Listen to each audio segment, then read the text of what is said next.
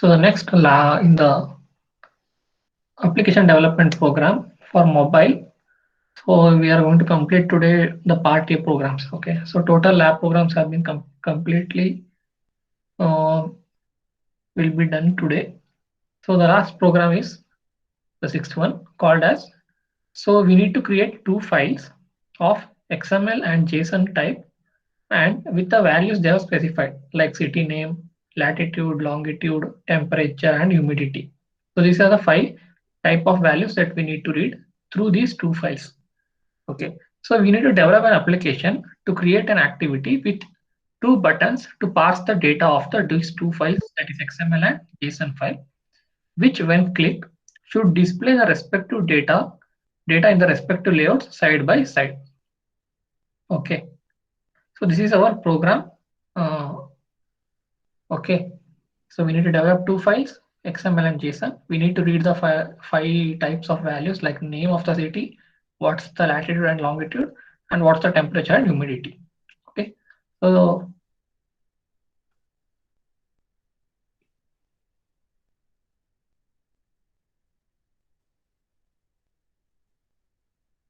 let's see the output first. Okay,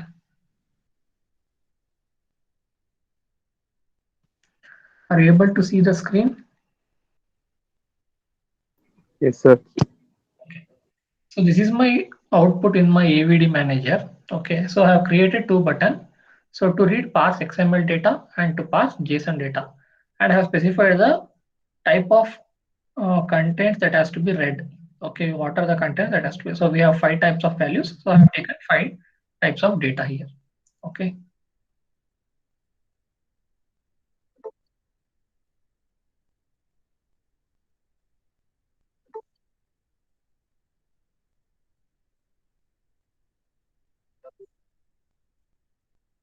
So now if I click on the button parse XML data, it has to read the data in the specified content. So you can see when I click on the parse XML data, it's reading XML data. So city name is Mysore with the latitude and longitude, temperature and humidity. Okay. So this is not a live data here, okay, because with the data is being present in the files. Okay. So if I click on parse JSON data, so it displays the JSON data. So what is JSON? Why it is used?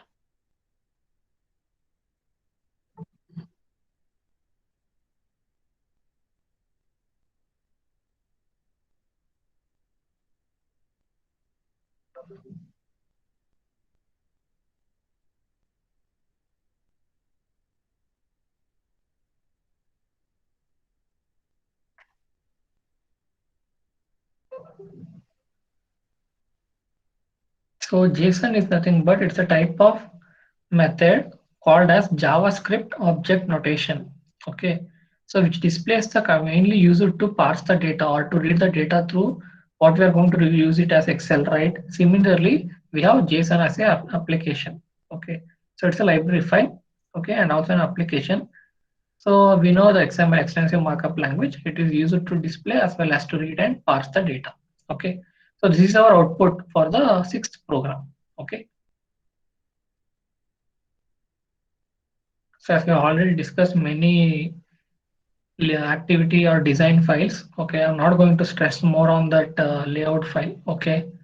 So in the activity layout, the basic things that we need to read is, so as I told already, XML and JSON data along with the type of data that we need to read. Okay, like city name, latitude, longitude, temperature, and humidity. So these are the content that has been specified in the design file. Okay. So next thing, what are the things we need to have? We need to read two or create two files called XML and JSON file. So these type of files are called as assets here. Okay. And one more thing, whenever you're doing DB projects, okay, database reading, you have to use the database as a separate folder in the app design. Okay.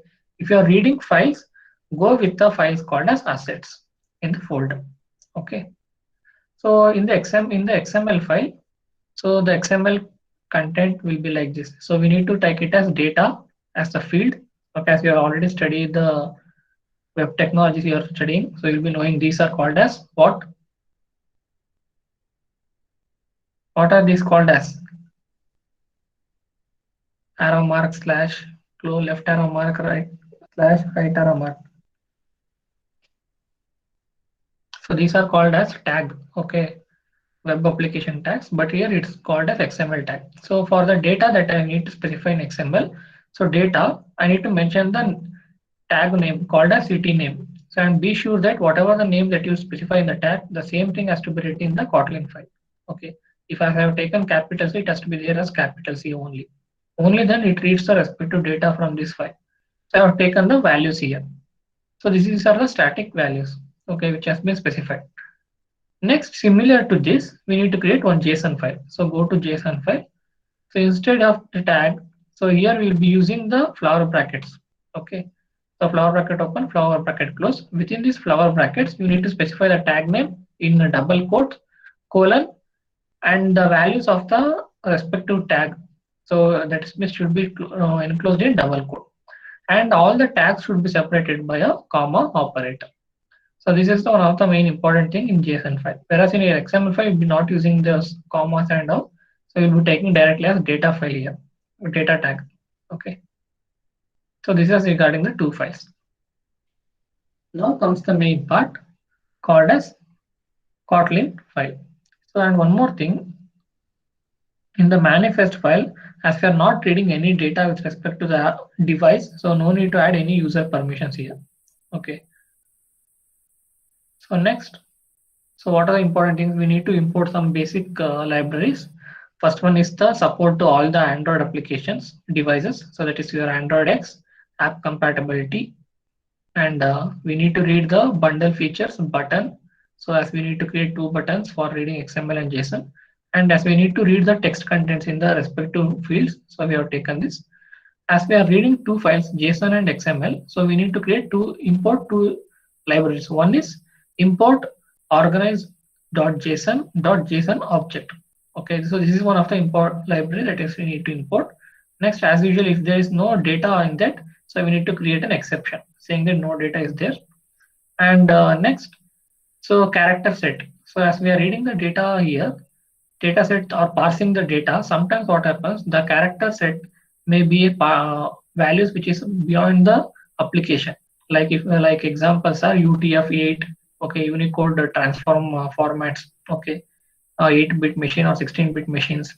So based on that, we need to read the character sets. Okay, here we have taken UTF-8. Okay. Next, so this is regarding JSON read object. Now we need to read XML. For reading XML, import javax.xml.parsers.document build factories. So why we have taken document builder factories? We are creating our own documents. Okay, for that purpose we are reading it. Next, and one more thing is here we will be reading the values of the data. Like if I give temperature, it has to read the exact temperature, like point values and all. So at that time, what happens? Some integer values want to be supported for decimals. Okay. So for this, we are going to use the suppress function. Okay. So using import Android annotation dot suppress alient as suppress alient one. So this is the name of the file. Now, as usual, so we are going to create the class. And what are the things that we need to have?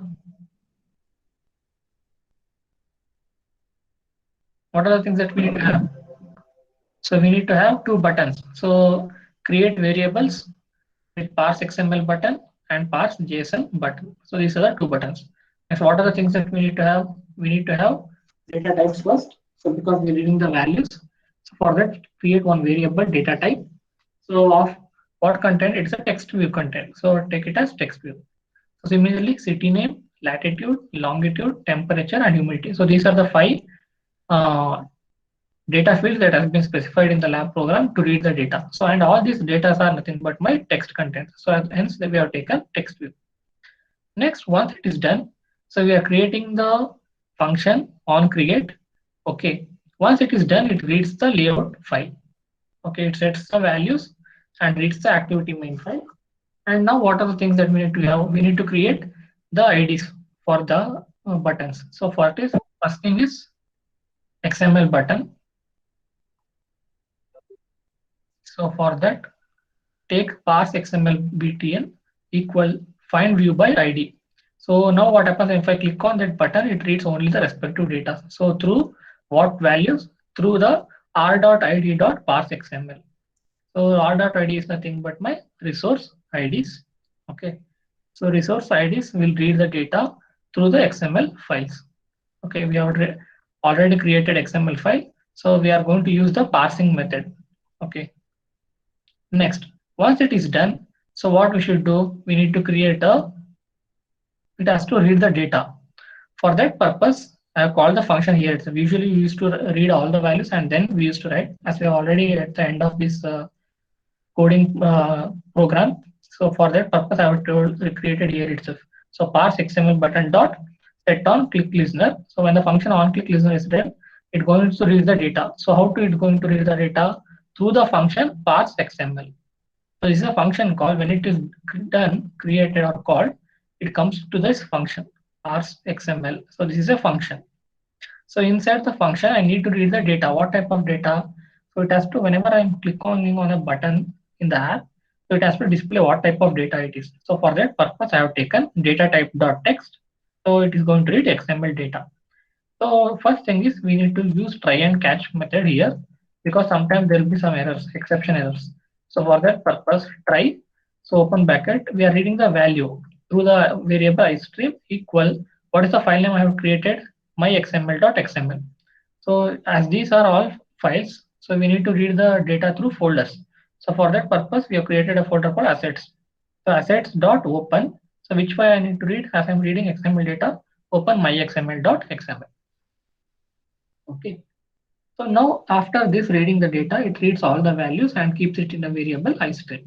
Now what is the important thing is it has to, after reading this XML file, so it has to read the data here. So now to read the data, we need to have a document builder first. So for that, create a variable called builder factory. Okay. So as we already imported the factory method called as document builder factory, create an instance through the variable new instance. So once it is done, so the build factory will create read all the files and it stores in a respective document called as new document. Okay. So now after reading all the values, we need to take one more variable called doc builder. So doc builder is nothing but it is used to build the documents for us. So for that we have builder factory dot new document builder. So builder factory has been already created here. So dot method read the document builder. Once it is done, we need the reading part is done. So now we need to parse it. So to read the parsing method, so take one more variable doc. So this is my document equal doc builder dot parse. So where does my values are there? Or it's present in the myxml.xml file, which is nothing but my value variable is iStream. For that, in the open bracket, call the value iStream. So after this, what happens? So what are the variables where we need to read city name? So take the data type, data tag field dot text. Okay, because as you have taken text view here, so we need to take it as text. If you have taken string, you need to take it as string method here. Okay, so city name dot text equal to, so we need to specify city name. So this is the not the tag field. Okay, so this is the general content that we are specified in the code, this layout design. Plus how to get the values using get function. So doc is nothing but my document. Okay, dot get element by tag name. So what is the tag name? City name, right? So it goes to the file, it reads the tag city name. Okay, so once it is read, so it will be stored to the item of 0.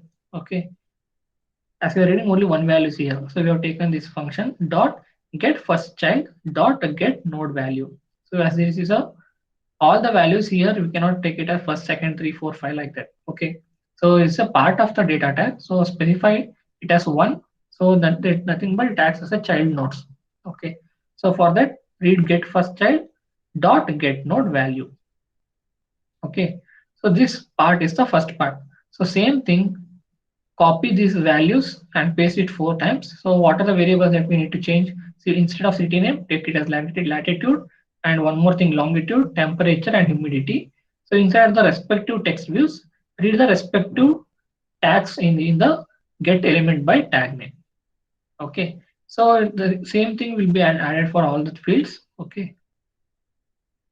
Now, so this is for the try catch or the true field. So if the data is not present, so at that time it catch an exception called IO exception. Input output exceptions are there, so it prints the value called exception field. Okay. So this is for XML data. Okay. Any doubt in this?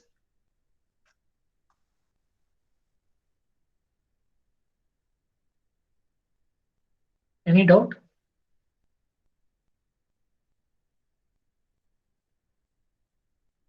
Okay. So this finishes my first part reading XML. So now the second part is my button called as JSON button. So for that, create a variable parse JSON button. So as usual, find view by ID, r.id dot parse JSON, on click listener, set on click listener, parse JSON field. Okay. Next, so as usual, we have the data fields and the data types which has been specified here. Next, after this, so once this function is called parse JSON, we have created one more function called as parse JSON function here. Okay. As these are values are reading in decimal points, you have to take suppress the values through int values. Suppress int means it's going to suppress the integer values.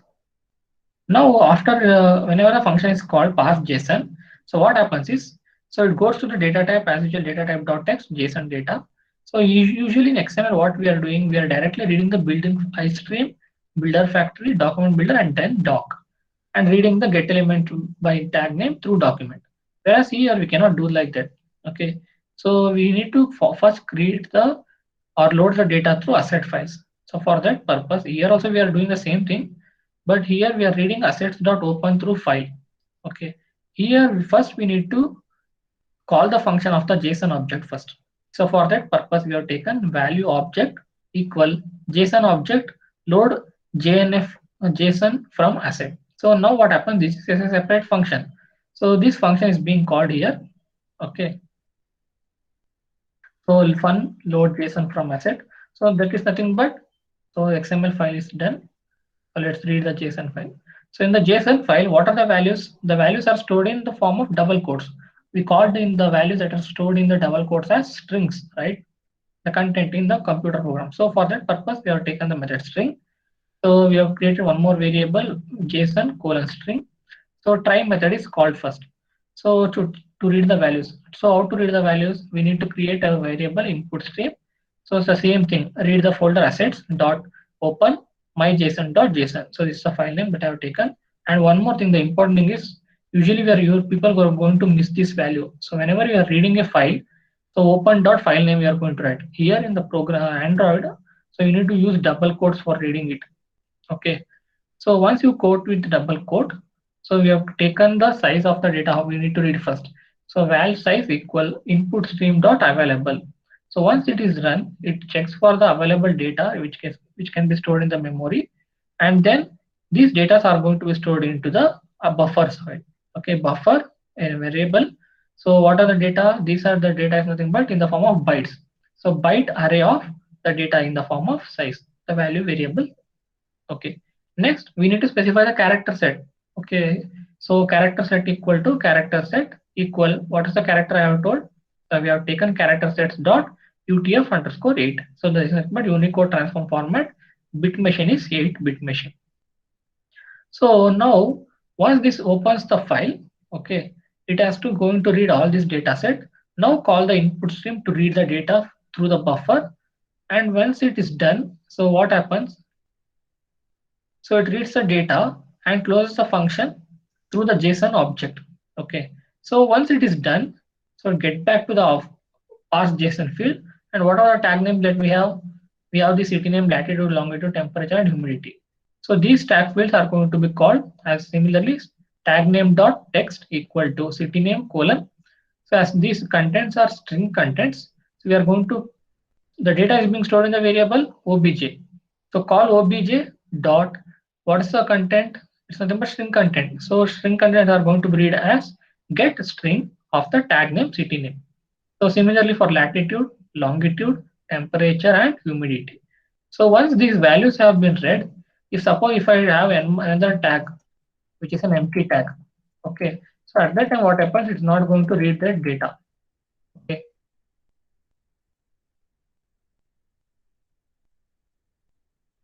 So this way the program works. Okay. So this is regarding the JSON data. So if there is no data field, so it's going to catch an exception and prints the stack trace that what's being present in the data.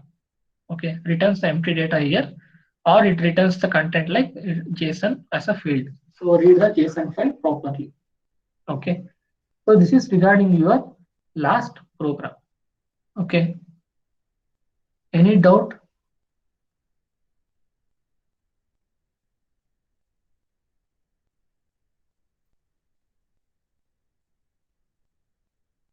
Any doubt in the program? So this is the application part where we are reading the data in the form of static. If any students who are interested in to read, like instead of reading the data fields, okay, so we can have an API where we can read the data in the form of live. If I click on the city name or type the city name, so based on the location of the city, it has to read the values automatically through Google API. Okay, instead of this button parse XML data, parse JSON data and all, create a button to read live content and read the button called as city name. So whatever the city that's going to be typed by the user, so it has to read the data of the respective fields of that particular city automatically. So there should be no static data. The data should be dynamic. Okay, so that can be taken as a mini project also. Okay, okay, so let's run this.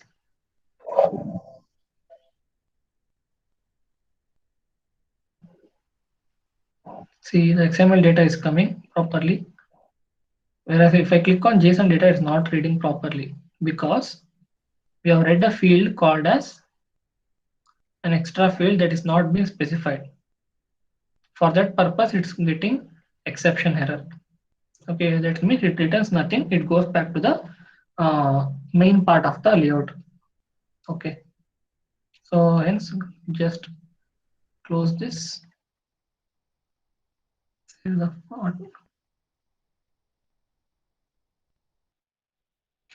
Okay, that is regarding the program, sixth program. So total we have completed